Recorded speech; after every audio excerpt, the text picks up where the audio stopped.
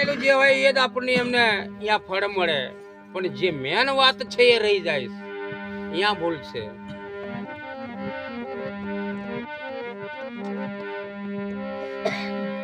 અરે તોંબા પિત્તળના નાગ બનાવીને આખી જિંદગી જોને સેવા કરે, એ તોંબા પિત્તળના નાગ બનાવીને આખી જિંદગી જોને સેવા કરે, અને સાચો નાગ જ્યારે સામો આવી મળે ત્યારે ભાઈ એને ખોડી ખોડીને મારી દઈએ.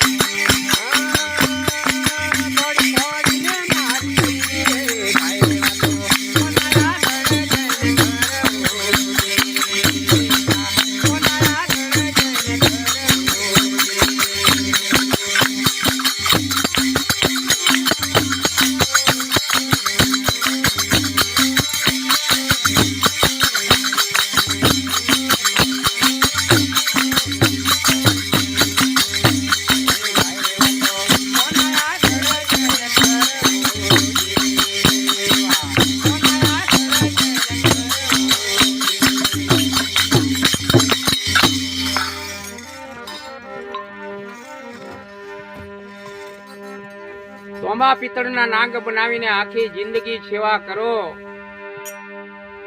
અને કદાચ આપણને જો સાચો નાગ જ્યારે સામો મળી ગયો હોય ત્યારે એને ખોડી ખોડીને મારી દઈએ. એમ તો પેલો પિત્તળના નાગ બનાવીને ઘરમાં મેક્યા છે એ જ સાચા છે કે જ્યારે આપણને હાંભો જે મળે છે તો કેટલી ટેવ આપણને એમ અને શ્રદ્ધા કહેવાય ને. તોંબા પિત્તળના નાગ બનાવીને આપણે એની આખી જિંદગી સેવા કરીએ તો એમાં કાંઈ વરે નહીં, અને જ્યારે પેલો સાચે સાચો નાગ આપણને મળે છે ત્યારે આપણે એને માથું પણ નમાવી શકતા નથી, અને એને લાકડીઓ લઈ અને મારી નાખવાની કામ કરવાનું. હે તો પછી પહેલા તો પિત્તળના નાગ બનાવીને ત્યાં આપણને હવે સાચું માનવું કયું, અહીંયા મોટી ભૂલ છે. પણ એમ તો આપણને જે ધારાઓ જે પકડીને જે કાર્ય કરે છે એ બધું સત્ય જ થાય, પણ સત્ય એક દિવસના માટે થાય, પણ એવા ગુરુની શોધ કરી લે ને એવા ગુરુ કરી લે ને તો આમાંથી બધું આપણને વળે એમ છે, નહીં કર કાંઈ વળે નહીં.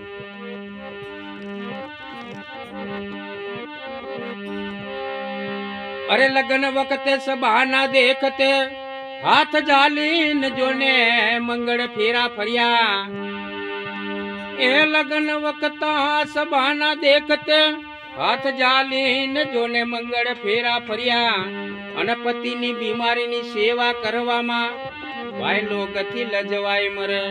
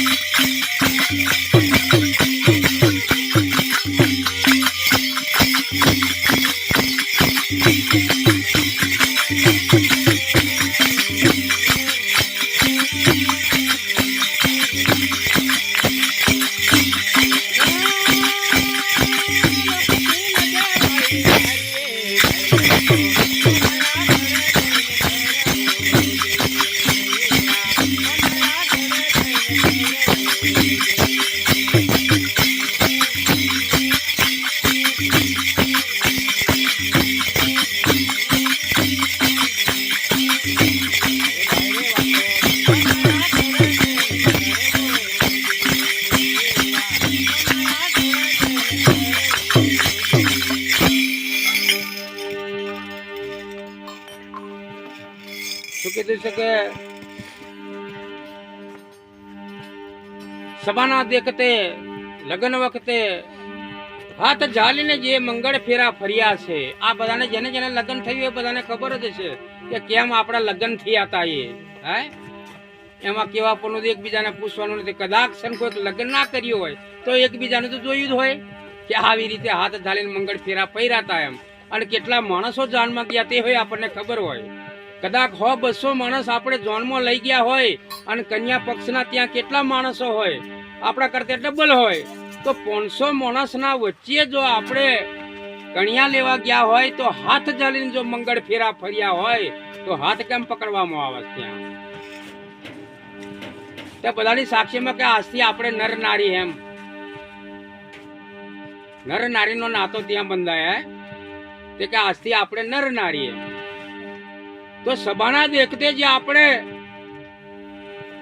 હાથ ઝાલીને મંગળ ફેરા ફર્યા હોય 500 માણસની વચ્ચે, અને કદાચ પતિ જો બીમાર પડે અને એની સેવા કરવામાંથી જો લોકથી જો સામા ઘરવાળા લોકોથી લજવાઈ મરે તો પેલા હાથ ઝાલેલા હતા એનો હું એ રીતે એ પતિવ્રતા કરવું જ પડે તો વાત બરોબર. કદાચ આપણને ખાલી એમ કે અંગૂઠાની અંદર જ વાગ્યું હોય ને કદાચ આપણે આપણી બહેન સાથે જ કદાચ આપણે એમ ચાલતા ચાલતા જાય ને કોઈક માણસ આવે તો કે અહીંયાથી હાથ છોડી દો એમ, એવા કોઈક લજવાતા હોય. એ તો ગમે તે થઈ ગયું, પગ કપાઈ ગયો કે ગમે તે થઈ ગયો, પણ એની સેવા કરવી એટલે પૂરી જ કરવી. ભલે એક પગ ના હોય, આપણે તો ત્યાં સભાના દેખતે જે કાર્ય કરેલું ને એનું વચન નિભાવવાનું છે. એ કોક બહેનો આપણે ભક્તિ માર્ગે આવી જશે એ તો ના કરે, પણ કદાચ કોઈક અનહમજુ હોય હજુ ભક્તિ માર્ગે ના વરેલા હોય ને એ કરે. કદાચ પતિ બીમાર હોય એની સેવા કરવામાં કદાચ એને એકી પાણી કરવા લઈ જવામાં હોય ના લઈ જાય કોઈ, અને ભક્તિ માર્ગે વરેલા હોય એમને ગુરુ મહારાજના એવું વચન સંભળાવેલું હોય અને ઘરે ઉતરી ગયું હોય તો આ કાર્ય કરે. એટલે આ લગ્ન વાળું હોય કાઠું છે, જે લગ્ન કર્યું હોય તો એ નિભાવવું પડે. એટલે કે આ બહેનોને માટે બહેનોને એટલી નથી ફરજ આવતી, પુરુષોની હોય આવે. કદાચ કોઈક દિવસે બહેનને તાવ ચડી ગયો હોય તો આપણે ચા મૂકીને આપવું પડે, બરોબર આપવું પડે એમ. અને કદાચ આપણને રોટલો ના આવડતો હોય તો ખીચડી બનાવીને પણ ખવડાવવું પડે, અને નાવા માટે પાણી પણ ગરમ કરી દેવું પડે. એ આપણી હોય ફરજ આવે તો નર નારીનો નાતો બરોબર કહેવાય. અને કદાચ આપણે પતિ બીમાર પડે ને કે બેનને એકલી જ સેવા કરવાની એવું નહીં, એ બાંબુ બેને કરવું પડે તો નર નારી ગણાય. નહીંતર અત્યારે તો લગભગ 50-50 વર્ષ 30-30 વર્ષ થઈ જાય તો કેવા પૂરતા લગન, પતિ પત્નીનું કશું નહીં, કોઈક જ ચાલુ એવું.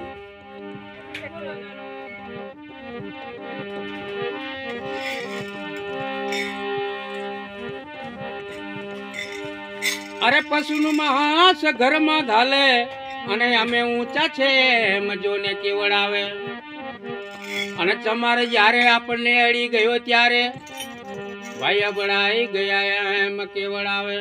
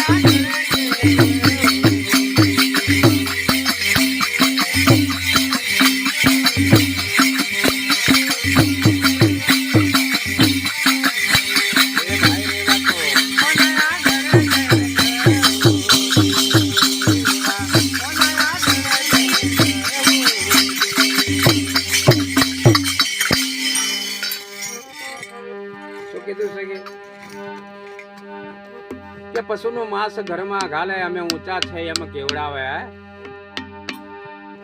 અને ચમાર કદાચ આપણને અડી ગયો ત્યારે કે અભડાઈ ગયા તો પેલું ઘરમાં ખાયેલું છે તે કઈ નથી અભડાતું.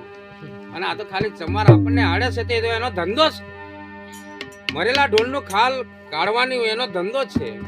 તો કદાચ આપણને પેલું ઘરમાં ગાલી ઠામણામાં ગાલી બધે આપણે ફેરવીએ છે એને ખાઈએ છે હે તો એ નથી અભડાતું. અને ચમાર મરેલા ઢોરનો ખાલ કાઢે ને આપણને અડી ગયા પછી અભડાઈ ગયા. તો આ શરીરની અંદર એવી કઈ જગ્યા પર એવી નાડી છે કે અભડાવા વાળી વસ્તુ? એવી કોઈ નાડી તો હશે ને કે અહીંયાથી જ અડવાથી જ અભડાઈ જવાય. એમ કદાચ એ પુરુષ કદાચ આ કાર્ય કર્યું હોય અને રસ્તામાં કદાચ મળી જાય ચમાર અને કપાસ નીંદવા જતા હોય ને ત્યારે ત્યાં જઈને ઉખેડવાનું ચાલુ કરે ત્યારે આપણને ખબર પડે કે આ અભડાઈ ગયો છે ને એટલે હવે એની વૃત્તિઓ બદલાઈ ગઈ છે તો માનવામાં આવે. પણ આ શરીરની અંદર એવું છે જ નથી કોઈ અભડાવા જેવી વસ્તુ. કઈ જગ્યા પર એવી નાડી છે તપાસ કરી જુઓ કે અહીંયા અડવાથી અભડાય. એમ આ ખાલી ખોટા બધા ભ્રમ છે. પેલું સફસ્ટ ઘરમાં ગાલ્યું છે પણ આ ખાલી ઊંચા કેવડાવવા માટેનું જ કાર્ય બજાવતા હોય. એટલે કીધું છે કે કળિયુગની અંદર ભક્તો થશે ભલે બાલ ઢાળી રાખશે ગમચો નાખશે ટીલા તણશે પણ 5 પાંડવોને પણ આ યાદાન બતાવ્યું હતું કે એક પક્ષી એવું મીઠું મીઠું બોલે અને ઝાડ નીચે પક્ષી મરેલું એ પક્ષીનું મોસ ખાય ને પાછું ઉપર ઝાડ પર ચડી અને પાછું મીઠું મીઠું બોલે અને મટન ખાય. તેમ આ સંતો મહંતો આજે આ ભક્તો છે ને એવો મીઠું મીઠું બોલશે તિલા તાણશે બધું જ વેશ કેસ બધું કરશે પણ એ ખાલી મીઠું બોલવાનું એટલું જ પણ કાર્ય બધા ખોટા જે કરતા હોય ને એ કરવાના. એવું આ કળિયુગની અંદર 5 પાંડવોને પણ આવું યુધિષ્ઠિરે સમજાયું હતું અને બધાને એમને પુરાવા જંગલમાં જઈને બધું જોયું હતું. અને ગમે એવું કાર્ય ખોટું કરેલું હશે ખાલી એક રૂપ આપણે એક જ થેલીની અંદર કદાચ રૂપિયા ભરીને આ ટેબલ પર મૂકી દઈએ ને તો એ કામ પૂરું થઈ જાય. કાંઈ એને કરે નહીં, ખાલી 2 દિવસ માટે પૂરી રાખે અને છોડી દે. એવા 5 પાંડવોને પહેલું પણ યાદાના જંગલની અંદરથી અમને આ જોવા મળ્યું હતું. કેમ કે મોટી એવી રગસ ગબડતી આવતી હતી અને એવી બીજી રગેશોને પણ લેતું આવતું હતું એવી જંગલની અંદર. પણ ખાલી હાગનો હોટો એવો પાત્રો એવો અહીંયા આવીને રગસ અડી ગઈ હતી. અહીંયાથી પણ અનુભવ નક્કી કર્યો હતો કે કળિયુગની અંદર આ રીતે થશે એમ. તો એ હોટાની પેન બનાવી જે રગેશ હતો એ રૂપિયા છે અત્યારે આવું અત્યારે ચાલી રહ્યું. 5 પાંડવોને બધી ખબર પડી હતી, અનુભવ કર્યો હતો.